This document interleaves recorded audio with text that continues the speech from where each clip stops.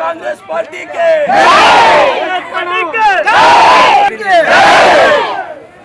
ಇವಾಗ ನಿಮ್ಗೆಲ್ಲ ಗೊತ್ತಿದೆ ಏನು ಕಾಂಗ್ರೆಸ್ ಪಕ್ಷದಿಂದ ಅಧಿಕೃತ ಅಭ್ಯರ್ಥಿಯಾಗಿ ಒಂದು ಪೆರೇಸಂದ್ರದಲ್ಲೇ ಹುಟ್ಟಿ ಪ್ರದೀಪ್ ಈಶ್ವರ್ ಅನ್ನೋರು ಒಂದು ಸಾಮಾನ್ಯ ಕುಟುಂಬದಿಂದ ಬಂದು ತಂದೆ ತಾಯಿನ ಕಳ್ಕೊಂಡು ಒಂದೊತ್ತು ಊಟ ಕೂಡ ಪರದಾಡಿ ಸ್ವಂತ ಬಲದಿಂದ SLC ಸೆಕೆಂಡ್ PUC ಓದಿದ ತಕ್ಷಣ ಒಂದು ಕಾಲೇಜಲ್ಲಿ ಲೆಕ್ಚರರ್ ಕೆಲಸ ಮಾಡಿಕೊಂಡು ಡಿಗ್ರಿ ಓದ್ತಾರೆ. ಡಿಗ್ರಿ ಓದ್ಕೊಂಡು ಇವತ್ತು ಸುಮಾರು 800 ಜನಕ್ಕೆ ಕೆಲಸ ಕೊಟ್ಟಿದ್ದಾರೆ. 4 ರಿಂದ 5,000 ಜನಕ್ಕೆ ಮಕ್ಕಳು ಅವರು ಒಂದು ಸಮಸ್ಯೆಯಲ್ಲಿ ಓದ್ತಾ ಇದ್ದಾರೆ. ನಿಮಗೆಲ್ಲ ಗೊತ್ತು, ಏನು ಮೊದಲು ಶಾಸಕರಾಗಿದ್ದ ಆ ವ್ಯಕ್ತಿ 10 ವರ್ಷದಿಂದ ಎಷ್ಟು ಸಾರಿ ನಿಮ್ಮೂರಲ್ಲಿ ಬಂದು ನಿಮ್ ಕಷ್ಟ ಸುಖ ವಿಚಾರಿಸಿದ್ದಾನೆ? ಅವರಿಗೆ ನೋಡಿ, ರಾಜ್ಯ ಎಲ್ಲ ಸಂಕ್ರಾಂತಿ ವರ್ಷ ವರ್ಷ ಬರುತ್ತೆ. ఏడాదికి ఎన్నిసార్లు ಇಲ್ಲಿ సంక్రాంతి పండుగ వచ్చేది? మన చింబళాపుల 5 ఏళ్ళకి ఒకసారి సంక్రాంతి వచ్చేది. ఏడాదికి ఒకసారి కాదు చింబళాపుల సంక్రాంతి వచ్చేది. 5 ఏళ్ళకి ఒకసారి 5 ఏళ్ళకి ఒకసారి ఈ మహానుభావుడు ఇతిహాసంలో పేరు రాస్తాడు. సంక్రాంతి ఏడాదికి ఒకసారి కాదు చేయదు, 5 ఏళ్ళకి ఒకసారి అని. అభివృద్ధి అంటే రోడ్డు బిల్డింగ్ అది కాదు. ఒక ఎమ్మెల్యే అంటే కట్టుకడే వ్యక్తి. ఏం సర్కారం నింక బోర్వెల్ కానీ SC ST అంబేద్కర్ నిగమ లోన్లు కానీ ఎవరు జమీను లేక సర్కారీ భూమి దున్నుకొని బొగ్గు రూపంలో అర్జీ చేసుకుంటారో వాళ్ళకి ప్రతి వ్యక్తికి జమీను హక్కుపత్రం ఇప్పించేది ఇది ఒక ఎమ్మెల్యే పని. 5 ఏళ్ళు దొరాడేసేసి నేను కుక్కర్ ఇస్తాను, మిక్సీ ఇస్తాను, సీర్ ఇస్తాను కాదు. గవర్నమెంట్ నీకు ఏం సౌలత్ వస్తుంది అది మనకి చేర్పించేవాడు, అది ఎమ్మెల్యే పని. అవునా?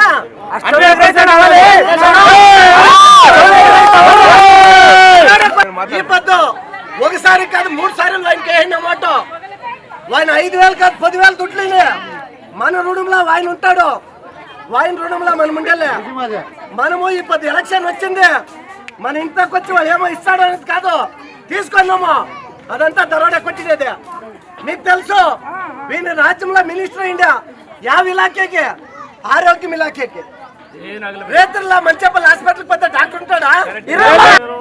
చింబళాపుల డిస్ట్రిక్ట్ హాస్పిటల్కి పోతావు, ఒక గర్భిణి డెలివరీ కావాలా, ఎంత ఇవ్వాలమ్మా? 7,000.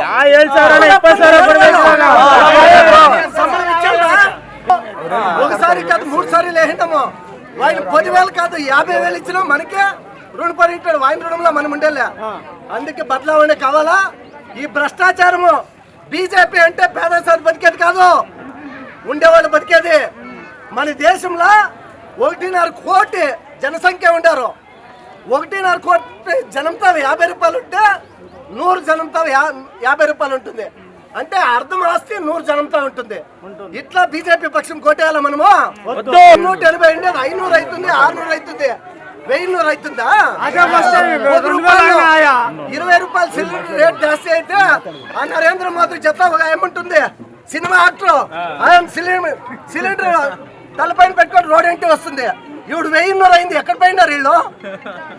ఇట్లా వాళ్ళు కొట్టేయాలా?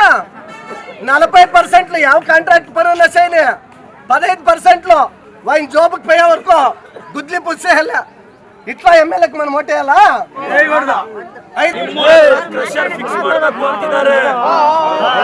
ನಿಮ್ಮೂರ ಹತ್ರ ಕ್ರಷರ್ ಬಂದ್ರೆ ನಿಮ್ ಜೀವನಗಳೆಲ್ಲ ಹಾಳಾಗೋಗುತ್ತೆ ಹೇಳ್ತಾ ಇದ್ದೀನಿ. ನಿಮ್ಮ ಮನೆಗಳ ನೀವು ನನ್ನನ್ನು ಗೆಲ್ಸಿ ನಾನು ಹೇಳ್ತಾ ಇದ್ದೀನಿ, ಅಲ್ಲಿ ಕ್ರಷರ್ ಓಪನ್ ಮಾಡಕ್ಕೆ ನಾನು ಬಿಡಲ್ಲ.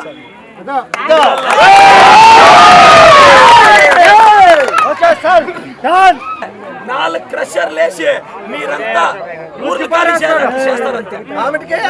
మీరంతా ఓటేసి వెంకటేష్ ని మెంబర్ చేస్తే 2.5 ఏడాది అయింది. 2 ఏళ్ళలో 2.5 ఏడాది ఏమీ పని చేయక్కలే. ఎలా అంటే కాంగ్రెస్ సర్కారం ఉన్నోడా మహాత్మా గాంధీజీ నరేగా యోజన ఉండే. మహాత్మా గాంధీజీ నరేగా యోజన అంటే ఒక నిమిషం, నరేగా యోజనలో ప్రతి జమీన్లో మనకి పని చేసుకుంటే మనం కేని వేసుకుంటే మనకి దుడ్లు వస్తూ ఉంటాయి. ప్రతి ఊర్లో ఒక మెంబర్ అయినవాడు 20 లక్షలు ఇంకా 30 లక్షలు పనిచేస్తా ఉండే, ఇవిడు 5 లక్షలు పనిచేయకైతే ఉండలే. ఇట్లా బేవర్సి సర్కారం మనమట్టేలా. అందుకే ఆయన ఆ పక్షము భ్రష్టాచారం పక్షము, దుడ్డుండే పక్షము, కమిషన్ ఎవరికి ఇస్తే అట్లా ఓన్ని లీడర్ చేసే అట్లా పక్షంకి మనం అయిపోద్దాం, మట్టి వేసిపోద్దాం.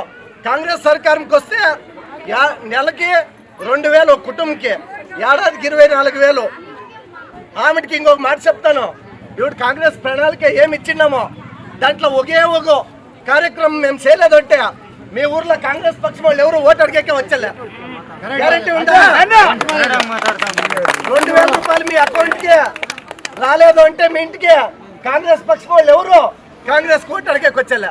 కావచ్చనమ్మా, దీనికి నా గ్యారెంటీ కావాలా? అందుకే అయిపోద్దు. ವೆಂಕಟೇಶ್ ಅವರು మీ అందరి ನೇತೃತ್ವದಲ್ಲಿ నేను ಅಲ್ಲೂ ಇಲ್ಲೂ ಸೇರ್ಪಡೆ ಆಗಲ್ಲಣ್ಣ. ನನಗೆ ಮತ ಹಾಕಿರೋ ಜನರಿದ್ದಾರೆ, ಅವ್ರ ಮುಂದೆ ನಾನು ಸೇರ್ಪಡೆ ಆಗಬೇಕು. ನಾನು ಎಲ್ಲೂ ಮಾರ್ಕೊಂಡು ಇನ್ನೊಂದು ಜಾಗಕ್ಕೋ ಕಳ್ತನಕ್ಕೆ ಹೋಗಿ ನಾನು ಸೇರ್ಪಡೆ ಆಗೋನಲ್ಲ. ನನ್ನ ಜನದ ಮಧ್ಯೆ ನನಗೇನು ಅನ್ಯಾಯ ಆಗಿದೆಯೋ ಅದನ್ನು ತೋರಿಸಿ ನಾನು ಸೇರ್ಪಡೆ ಆಗಬೇಕು ಅಂತ ಹೇಳ್ಬಿಟ್ಟು ವೀರಾವೇಶವಾಗಿ ಗಂಡಸ್ತರ ಬಂದು ನಿಂತವ್ರೆ. ಅವತ್ತಿವತ್ತು ನಮ್ಮ ಕಾಂಗ್ರೆಸ್ ಪಕ್ಷಕ್ಕೆ ಸೇರ್ಪಡೆ ಆಗ್ತಾ ಇದ್ದಾರೆ. ಮುಂದಿನ ದಿನಗಳ ಅವ್ರ ಮುಖಾಂತರ ಕನಗಾನಗೊಪ್ಪದಲ್ಲಿ ಏನೇನು ಅಭಿವೃದ್ಧಿ ಕೆಲಸ ಆಗಬೇಕು ಅದು ಮಾಡುವಂಥ ಕೆಲಸ ಮಾಡ್ತೀವಿ ಅಂತೇಳಿ ನಾನು 2 ಮಾತು ಮುಗಿಸ್ತಾ ಇದ್ದೀನಿ.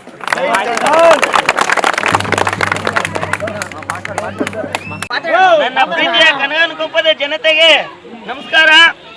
ನಾನು ಈ ಪಕ್ಷ ಬಿಟ್ಟು ಹೋಗೋದಕ್ಕೆ ಮುಖ್ಯವಾದ ಕಾರಣ ಇಲ್ಲಿ ಕ್ರಷರ್ ಫಿಟ್ ಮಾಡ್ತಾರೆ ಅಂತ. ಆ ಕ್ರಷರ್ ಫಿಟ್ ಮಾಡಬಾರ್ದು ಅಂತ ನಾವು ತುಂಬಾನೇ ಒಂದು ಫೈಟ್ ಮಾಡಿದ್ವಿ. ಇದೇ ಊರ ಮುಂದೆ ಪ್ರತಿಭಟನೆ ಮಾಡಿ ಮಳೆಯಲ್ಲಿ ನೆನ್ಕೊಂಡು ಒಳ್ಳಾಡಿದ್ವಿ, ಕಾರುಗಳನ್ನ ಮುಂದಕ್ಕೆ ಬಿಡದೆ. ಆದ್ರೆ ಕೆಲವರು ಬಂದು ನಮ್ಮನ್ನ ಅಲ್ಲಿಂದ ಕ್ಲಿಯರ್ ಫಿಕ್ಸ್ ಮಾಡ್ತಿರೋದು ನಮ್ಮ ಸುಧಾಕರ್ ಸಾಹೇಬ್ರೆ ಅವರ ಮುಖಾಂತರವಾಗಿ ನಾನು ಹೇಳ್ತೀನಿ. ನನ್ನ ಧೈರ್ಯ ಏನು ಅಂತ ನಿಮಗೆ ಗೊತ್ತು. ನನ್ನ ಹೆಸರು ಪ್ರದೀಪ್ ಈಶ್ವರ್ ಅಂತ. ಗೆಲ್ಸಿ ಯಾವನೋ ಗಂಡ್ಸು ಈ ಒಳಗ್ ಬಂದ್ ಕ್ರಷರ್ ಬರ್ಲಿ ನೋಡೋಣ. మావూరు జనాలకు తొందరిస్తే వాడెవరో బెంగళూరు ఇంకా వచ్చి క్రషర్లు ఫిట్ చేయకే కాళ్ళు ఇంచేసి ఇడుస్తాము. ಎಳೆ ಮಕ್ಕಳು, ಸಣ್ಣ ಮಕ್ಕಳು, ವಯಸ್ಸಾದವರಿಗೆ ಉಸಿರಾಟ ತೊಂದರೆ ಆಗಿ ತುಂಬಾ ಜನ ಸಾವಿಗೀಡಾಗುವಂತ ಚಾನ್ಸಸ್ ಇದೆ. ಹಂಗಾಗಿ ಆ ಕ್ರಷರ್ನ ಇಲ್ಲಿ ಫಿಟ್ ಮಾಡಬಾರ್ದು ಅಂತಂದ್ರೆ ನಮ್ಮಂತವ್ರು ಎಲ್ಲಾನು ಕಾಂಗ್ರೆಸ್ ಪಾರ್ಟಿಗೆ ಮತ ಕೊಟ್ಟು ನಮ್ಮ ಪ್ರದೀಪ್ ಅಣ್ಣವ್ರನ್ನ ಗೆಲ್ಸ್ಕೊಂಡ್ ಬಂದ್ರೆ ಅಲ್ಲೇ ಕ್ರಷರ್ ಫಿಟ್ ಮಾಡಕ್ಕೆ ಅವ್ರು ಯಾವುದೇ ಕಾರಣಕ್ಕೂ ಬಿಡೋದಿಲ್ಲ. ಒಂದು ಮತ್ತೆ ನಾವು ದಿನಗೂಲಿ ಕಾರ್ಮಿಕರಿದ್ದಂಗೆ ಪ್ರತಿದಿನ ಹೋಗ್ಬೇಕು. ಒಬ್ಬರು ತೋಟದಲ್ಲೇ ಆಗ್ಲಿ ಒಂದು ಕೆಲಸ ಆಗ್ಲಿ ಮಾಡಿ ದುಡ್ಕೊಂಬಂದು ನಾವು ಜೀವನ ನಡೆಸಬೇಕು. ನಿಮ್ಮಂತೆ ಕೂಡ ನಾನು ಆ ದುಡ್ಡು ತಂದಿರೋ ಕಾಸಲ್ಲಿ ಎಲ್ಲಾ ರೇಟುಗಳು, ಗ್ಯಾಸು, ಎಣ್ಣೆ, ಅಕ್ಕಿ, ಪ್ರತಿಯೊಂದು ಸಾಮಗ್ರಿಗಳು ರೇಟ್ ಜಾಸ್ತಿ ಮಾಡಿದ್ರೆ ನಾವ್ ಹೆಂಗ್ ಜೀವನ ನಡೆಸಬೇಕು? ಅವರು ವರ್ಷಕ್ಕೊಂದ್ಸಾರಿ 5 ವರ್ಷಕ್ಕೊಂದ್ಸಾರಿ 2,000 ಕೊಡ್ತಾರೆ ಕಾಸು ಬೂತ್ಗೆ ಅಂತ. ಯಾವ್ದಕ್ಕೆ? ನಮ್ಮ ಓಟ್ಗೆ ಅಂತ ಹೇಳ್ಬಿಟ್ಟು ಆ ಕಾಸಿಗೆ ಆಸೆ ಪಟ್ರೆ 5 ವರ್ಷ ಜೀವನನೇ ಹಾಳು ಮಾಡ್ಕೊಳ್ಳೋದು. 2.5 ವರ್ಷ ಜೀವನ ಮೆಂಬರ್ ಆಗಿ 2.5 ವರ್ಷ ನಾನು ಹಾಳು ಮಾಡ್ಕೊಂಡಿದ್ದೀನಿ. ಅಂದ್ರೆ ನೀವು ಗೆಲ್ಲಿಸಿ ಆ ಪಕ್ಷದಲ್ಲಿ ಇದ್ದಿದ್ದಕ್ಕೆ ಇನ್ನು 2.5 ವರ್ಷ ಇದೆ. ಆ 2.5 ವರ್ಷದಲ್ಲೇ ಈ ಕನಗಾನಗೊಪ್ಪಕ್ಕೆ ಏನಾದ್ರೂ ಒಳ್ಳೆ ಬಿಜೆಪಿ ಪಕ್ಷ ತೊರೆದು ಕಾಂಗ್ರೆಸ್ ಪಕ್ಷಕ್ಕೆ ನಿಮ್ಮೆಲ್ಲರ ಸಮ್ಮುಖದಲ್ಲಿ ಇವತ್ತು ನಾನು ತಲೆಬಾಗಿ ಸೇರ್ಪಡೆ ಆಗ್ತಾ ಇದ್ದೀನಿ. ವಜ್ರವಲ್ಲಾಳರಾಯ ಸೋಗೆ ಬಲ್ಲಾಳರಾಯ ಕತ್ತಿಗಲೆ ಬಿತ್ತಿ ಹೋದ ವಂಶಾದವನು ಈ